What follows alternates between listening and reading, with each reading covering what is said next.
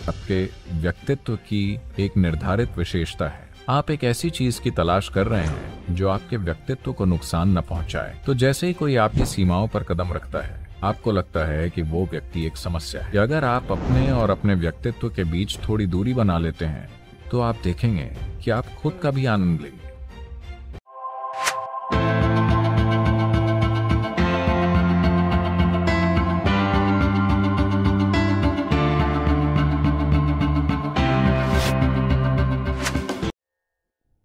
दूरी एक अद्भुत चीज है। उन चीजों में अचंभा देखना आसान होता है जिनके साथ आपको कुछ साझा नहीं करना होता। मौत एक शानदार चीज है। देखिए, मरे हुए लोगों को हमेशा सभी प्यार करते हैं। क्या आपने इस पर गौर किया है? जैसे ही उनकी मौत हुई, अचानक वो पूजा के योग्य बन गए।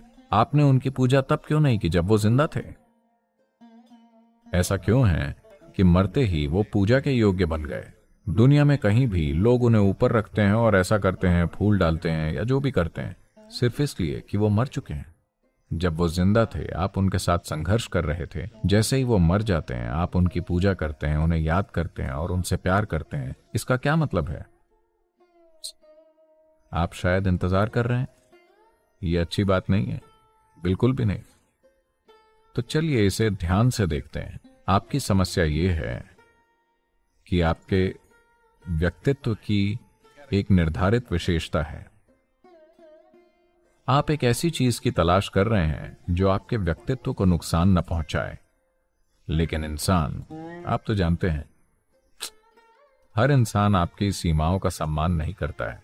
वो उस पर कदम रख ही देते हैं। उनमें से कुछ अनजाने में, उनमें से कुछ जानबूझकर आपकी सीमाओं पर कदम रखना।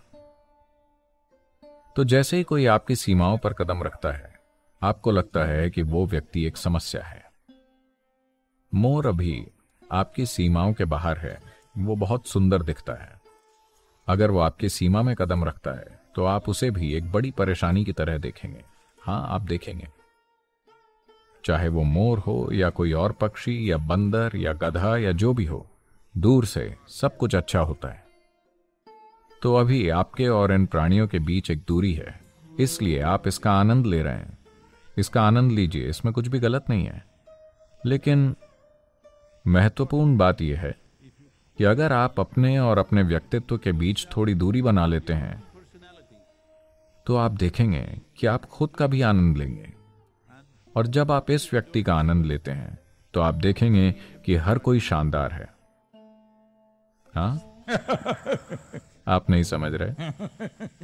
मैं कह रहा हूं कि जब आप इस व्यक्ति का आनंद लेते हैं, तो हर कोई शानदार लगता है। आप हर किसी का आनंद ले सकते हैं, क्योंकि अब आप लोगों को वैसे देखते हैं जैसे वो हैं। आपके पास कोई ढांचा नहीं जिसमें उन्हें फिट होना होगा। वो उसमें फिट नहीं होते हैं। इसी वजह से भारत में हमने एक देवता की विशेषताएं इस तरह से बनाई कि उस आदमी को स्वीकार करना असंभव होगा अगर वो यहां हो। तो